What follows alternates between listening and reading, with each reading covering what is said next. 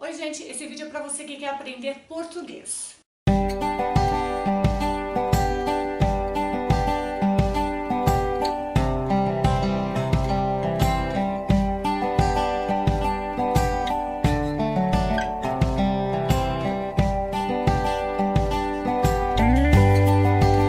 Lembra que eu comentei com vocês sobre as facilidades e as dificuldades de se aprender português quando já se fala o espanhol? Se vocês não viram o vídeo ainda, eu vou deixar o vídeo aqui na descrição, aqui embaixo, tá? Falei com vocês sobre as semelhanças e as diferenças dos sons entre um idioma e o outro, que às vezes o que parece não é exatamente.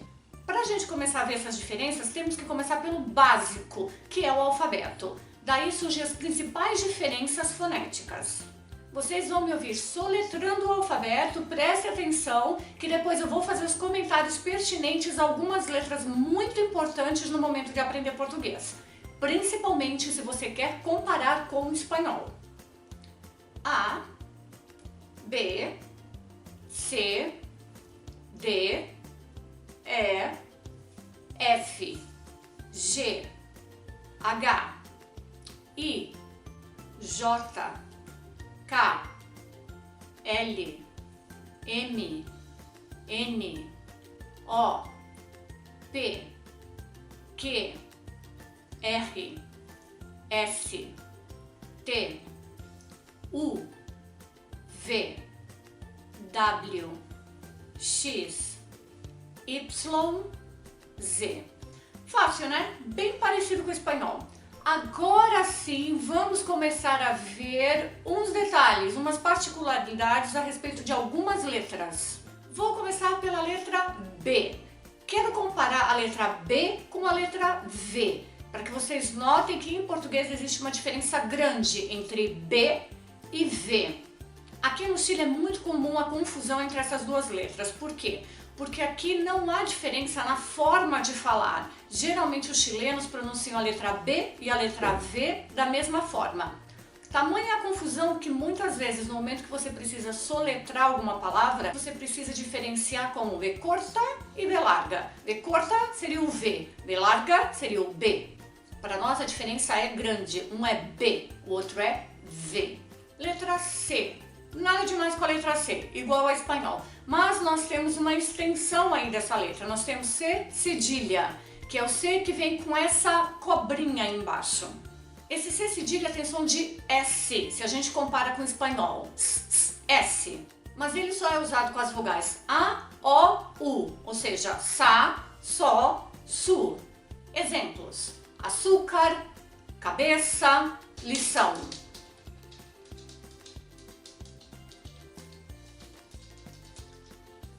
Lição. Eu gosto de café com muito açúcar. Vocês têm que estudar a lição de hoje. Agora vamos falar de duas vogais. As vogais E, O. Tem muita coisa para falar sobre elas. Primeira coisa, a depender da região do Brasil, você vai poder ouvir essas duas vogais de duas formas. Como eu acabei de pronunciar, E, O, um som mais aberto, um som mais agudo, ou E, O, um som mais fechado, mais grave. Ai, professora, eu não estou vendo diferença nenhuma. É o que geralmente me dizem, porque para os estrangeiros, não só para os chilenos, para qualquer falante da língua espanhola, ou mesmo para os da Europa, América do Norte, é muito difícil perceber essa diferença. O português é muito cheio de entonação, a gente abre muitos sons, a gente fecha muitos sons, então isso vai ocorrer com muita frequência. Então nós temos E, O, aberto, agudo, nós temos E, O, fechado, grave. Quando se trata de soletrar as letras sozinhas, essas duas vogais, você pode dizer de uma forma ou de outra. Como eu falei, isso é muito regional, você vai ouvir muito para o norte e nordeste do país os sons mais abertos, mas para baixo você vai ouvir os sons um pouquinho mais fechados de repente. Muito bem, agora uma segunda observação, que é a mais importante. Algumas pessoas já devem ter percebido, ou se não perceberam, comecem a prestar muita atenção daqui para frente nas palavras em português que terminam com essas duas vogais, com E e com O. Quando elas terminam em E, nós não pronunciamos como E, nós pronunciamos como I. Primeiro exemplo, Chile. Olha como eu disse o país, Chile. Eu não disse Chile, eu disse Chile. O Chile é um país lindo. Eu não gosto muito do frio e da neve, eu prefiro o calor. Perceberam outra coisa que aconteceu, só que agora com a vogal O? Eu não gosto de neve, eu não gosto de frio. Veja, frio, ou seja, a vogal O passa a ter som de U. Neve, vogal E passa a ter som de I. Frio, vogal O passa a ter som de U. Vou dar uns exemplos soltos para vocês, mais exemplos. Aluno, ocupado, empregado, grave, neve, Chile, hoje. Todas essas palavras se escrevem com E, mas se pronunciam como I. Então vejam que existe diferença entre espanhol e português. No espanhol essas duas vogais são bem acentuadas no final das palavras. E, O. Em português, I, U. E também o E, por exemplo, quando ele vem sozinho como conjunção. O E como conjunção significa o I, Y do espanhol. Eu e minha irmã. A conjunção é E e eu digo I. Vamos falar da letra H. Quero comentar só para mostrar para vocês que o uso é igual ao espanhol. O H é mudo nas palavras, não tem nenhum som. Exemplo, hoje. Hoje eu tenho que gravar mais vídeos. Outra letra muito interessante, assim como as letras E e as letras O, porque vai acontecer uma mudança também no som. Letra L. Se eu uso a letra L em sílabas, vai ser igual ao espanhol. Lá, lé, li, lolo. Eu quero falar com vocês sobre o L quando ele é usado sozinho. Em que momento ele é usado sozinho? No meio de uma palavra ou no final. Vejam só, palavras bem conhecidas que o mundo inteiro diz. Brasil, carnaval, futebol, sol. Vejam, palavrinhas bem brasileiras. Todas terminam com L. O que vocês perceberam? Nada? Esse L tem som de U. Brasil, futebol, sol, carnaval. Dizem por aí que o Brasil é o país do carnaval e do futebol. Exemplos agora onde o L vem no meio da palavra sozinho. Solteiro, alto. Inclusive dois excelentes exemplos sobre a vogal O que vem no final da palavra também, perceberam? Solteiro, alto. Vejam, duas mudanças, o L e o O. Exemplos nas frases, os chilenos não são muito altos. Eu sou solteira. Estão começando a ver aí as diferenças entre português e espanhol? Sempre que eu começo as aulas com os meus alunos, eles começam a se assustar com essas mudanças, assim, nossa, é muita diferença, se escreve de um jeito, se fala de outro. Não, gente, existem sim algumas diferenças, como vocês vão ver até o final do vídeo, ainda faltam algumas. Mas são as mesmas sempre, e com palavras básicas, palavras que você usa o tempo inteiro na comunicação mais básica possível. Então você vai se acostumar, só que você tem que prestar atenção e você tem que se policiar, ou seja, tentar sempre pronunciar dessa forma. Claro que se você disser a palavra solteiro, Brasil, é muito parecido com o espanhol, as pessoas vão te entender, mas você não está falando como deveria falar, você não está falando com perfeição. E se a pessoa quer aprender o idioma e falar fluentemente, o ideal é que ela passe a usar os sons da forma mais correta possível. Agora vamos falar sobre a letra R. Vejam, já falando da letra, vejam que o som vem mais ou menos daqui, diferente do espanhol. O R, eu costumo dizer para os meus alunos que ele é um pouquinho parecido aí com rota, com re, que o som vem mais daqui.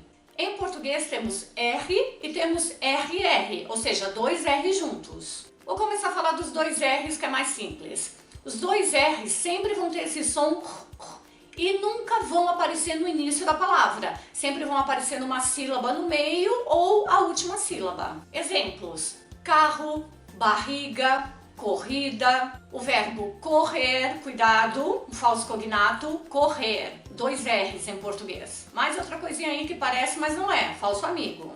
Somente um R.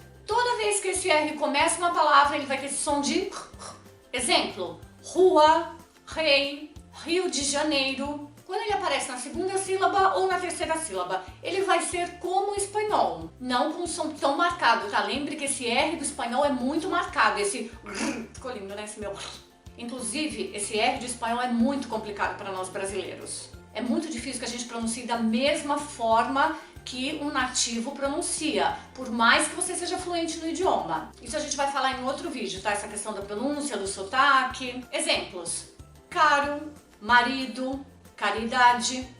Veja que eu peguei exemplos de palavras muito parecidas ou idênticas ao espanhol, para vocês justamente poderem comparar. Esse carro é muito caro. O marido dela está errado. O Rio de Janeiro é uma cidade cara, mas vale a pena visitar. Aproveitando o embalo da letra R, agora a letra S. Primeira observação, um S e dois S's. Sempre que usamos os dois S's, tem o mesmo som do S do espanhol, sempre.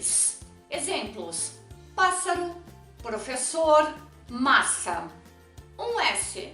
No início da palavra, tem também o mesmo som do S do espanhol. Exemplos, suco, senhor, São Paulo. Meu professor de italiano mora em São Paulo. A complicaçãozinha do S agora. O S, em muitas palavras, vai ter som de Z. O Z, que para muitas pessoas que falam espanhol também não existe, né? Existe muito no inglês. Exemplos, casa, casamento, liso. Aí vocês devem estar se perguntando, nossa, mas para essas mudanças não existem regras? Veja, existem sim umas dicas e umas regras, mas o objetivo desse vídeo não é falar disso. Inclusive nas minhas aulas, nas primeiras aulas com os meus alunos, eu digo para eles que isso é algo para se ver depois. Que o ideal é que eles comecem a aprender, comecem a diferenciar esses sons pela prática, ouvindo muito e falando muito. Estou em casa preparando uma massa gostosa para comer mais tarde. Uma curiosidade agora a respeito do S, gente, que tem a ver com os sotaques, com o regionalismo no Brasil. Vejam, acabei de dizer para comer mais tarde, mais. Vejam esse S, igual ao espanhol. Só que em algumas regiões, vou citar o Rio, por ser uma cidade mais conhecida, onde as pessoas vão muito. O S, ele tem um sonzinho de X. É muito comum você ouvir um carioca dizer mais. Em Recife também, outro lugar onde as pessoas usam muito esse S, mas isso é uma coisa super regional, tá? A maioria das pessoas vai pronunciar o S sozinho da mesma forma que se pronuncia em espanhol. De novo, entra a questão regional. Eu vou falar sempre disso, gente. Tem muita coisa que é regional no Brasil.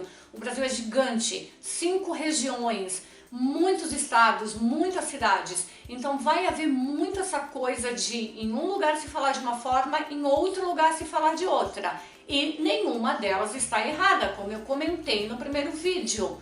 Vou deixar aqui embaixo para quem não viu ainda. O R sozinho vai poder ser ouvido de 3 formas. Vejam a palavra que eu acabei de dizer, formas. O R no meio da palavra está bem parecido com o R espanhol, formas, certo? Em São Paulo vocês vão ouvir dessa maneira, porta. Outra maneira é de usar um R mais arrastado. Vou citar o Rio de Janeiro. Porta, forma. Não é um R mais enroladinho. E o terceiro uso, que é o menos comum, é aquele mais caipira, mais guaço. Vocês vão ouvir em cidades muito pequenas, cidades do interior, como a gente diz no Brasil. Porta, forma. E para diferenciar e para entender, eu costumo comparar com o inglês. Eu digo que é um R meio inglês. E qual que eu devo usar? Você tem que falar da forma que fique mais cômoda para você. Eu acredito que para quem fala espanhol, a primeira forma é mais adequada. Forma, porta. Letra X. Eu acho que é essa letrinha mais chata do alfabeto. Ela pode ter 4 sons. O primeiro, que é o próprio som da letra X. Exemplos. Xícara, baixo, xenófobo. Adoro comprar xícara, sou viciada. Então já sabem, hein? Quiserem me dar um presentinho, uma xícara. O X pode ter som de Z. Por exemplo, exato, exagero. Vejam a palavra que eu usei, né? Exemplo, exercício, palavrinhas que eu uso o tempo inteiro. Então, como eu falei, de tanto vocês ouvirem, de tantos alunos ouvirem, eles acabam internalizando e repetindo e reproduzindo igual. O X pode ter som de S. Próximo, texto, expectativa. Por fim, o X pode ter o mesmo som que tem em espanhol.